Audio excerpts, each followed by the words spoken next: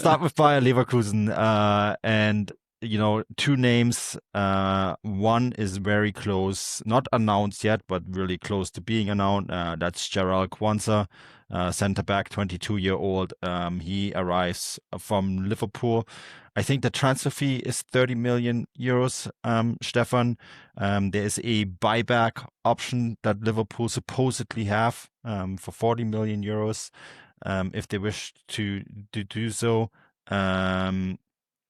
Interesting profile of a player, young, 22, big guy. Can represent about 5 different countries. I just looked up his profile, and it says England and Scotland on the main thing, but then it says Barbados, Jamaica, and a bunch of other countries in the asterisks. Yeah, I guess this is the Jonathan Tah replacement. Yeah, I'm still holding out hope that he can play for Scotland actually, because Scotland are absolutely bloody useless right now. We could use a few decent centre defenders. I think it's actually a really smart signing from Leverkusen. They had to bring in someone to replace Ta to a certain extent, and Kwanza obviously hasn't really had a lot of game time at Liverpool for certain reasons. It's obviously a very tight position to compete in, where he's up against obviously Van Dijk and Ibrahima Konate, obviously who Bundesliga fans will know from his time at Leipzig. But I think there's a huge amount of potential there, and I think that's shown in the fact that Liverpool have stuck a 40 million euro buyback fee in this. So in a sense, it's potentially just going to be a loan deal except Liverpool ultimately pay Liverpool played Leverkusen 10 million euros at the end of it all for training him for a year, maybe 2 years. And I guess that's a decent compromise. It means Leverkusen get a young player who they can help develop, who will probably be perfectly good enough for Leverkusen in the Bundesliga. He's a very good passer of the ball. He can run with the ball. He's very good with the ball's feet. As you said, he's a big lad. And it should be a good option for Leverkusen going forward. I've seen a lot of people really kind of question that transfer fee, and it's obviously, I think it actually is technically a record for Leverkusen, if I'm not mistaken. But he's 22, he's English or Scottish, and a few decent years in Germany, and clubs will be happy to pay twice that in the Premier League. So I don't think Leverkusen really worried too much about that. They've obviously scouted him and seen he's a decent player. I guess the question is just whether Liverpool will try and re-sign him. And I think that's something that's probably definitely up in the air. The situation at Liverpool is quite interesting. They've also got Van Dijk, who just had a really good season actually, but is now, about to turn 34. He won't live forever. Well, he won't live forever. I'm not suggesting he'll die anytime soon, but he won't continue playing forever. As Freddie Mercury once said, who wants to live forever? Anyway, and then there's Ibrahima Konate, who's actually coming into the last year of his contract and hasn't signed a contract extension. So there's an interesting kind of situation there where Liverpool might be forced to sell Konate, and they're looking to bring in Mark Gay from Crystal Palace, or Heto, who's the young central defender at Ajax. Those are the two main players they've been linked with.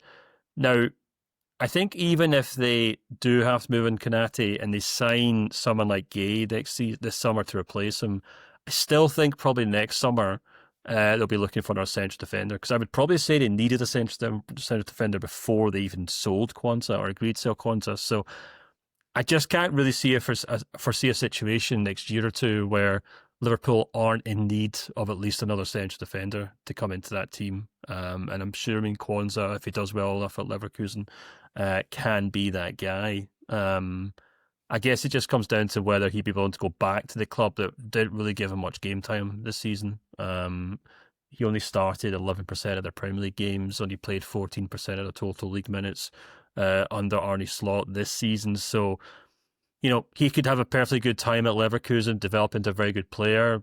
Liverpool have every intention of re-signing him, and he says, well, I'm not really interested in playing for Liverpool if it's the same head coach who didn't really rate me last season. So I guess I'm going to be a bit ahead of myself there, but I guess all this is to say I think it's quite a smart move from Leverkusen. It's a loan deal in everything but name, really, I would say. But, you never know. He might not want to go back to Liverpool, in which case Leverkusen have a very good young player in their hands. But in the short term, Manu, it's a pretty smart replacement for Jonathan Tah, a player who I suspect many Bayern fans would have maybe preferred their club sign instead of Jonathan Tah this summer. But he's obviously the kind of young prospect that I think a lot of Bayern fans are kind of hoping the club make more signings of. But yeah, I think he ticks all the boxes for Leverkusen. I think that's a good way of putting it. Yeah, he certainly does, right? And at 22, you're not that young anymore either.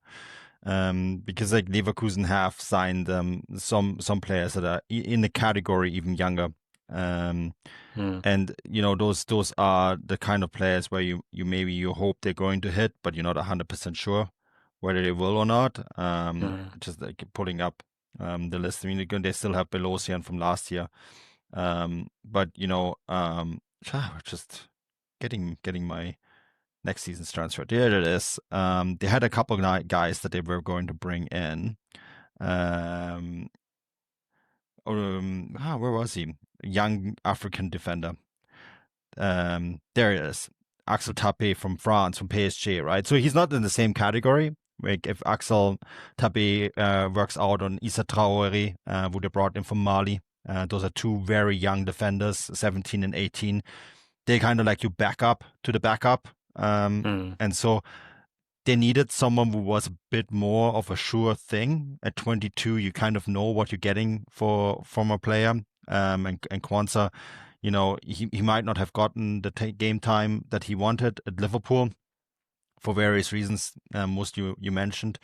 And so like you're getting a known quantity of a player. You're getting a very big physical guy who can play that role, was maybe a little bit faster than Jonathan Tah. I was a little bit worried from what I've seen from Tah, both at the Nations League, and we already addressed that in our last show, but also here at the Club World Cup.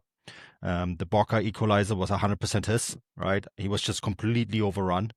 And so you needed someone who was maybe even a little bit quicker. And yeah, you're right. You're saying it. I mean, Bayern Munich, this might be the signing that they should have maybe made instead. Yeah. So, obviously it's a big deal. It's a lot of money. So we'll see what happens there. But yeah, I think you're absolutely right. I think Leverkusen's entire kind of transfer policy is sign players before they're 23 or when they're 23. And then develop them into kind of senior players who can move on to bigger clubs at 26 or 27 years old. And Quansah's exactly that. So he might go back to Liverpool. They might make a tidy €10 million profit on him, and he gets to help them along the way in the meantime. But yeah, smart signing, but not the only one, man. It would seem that Leverkusen are making. Yeah, they're after Malik Tillman as well. Another Bayern guy, another Bayern connection right there.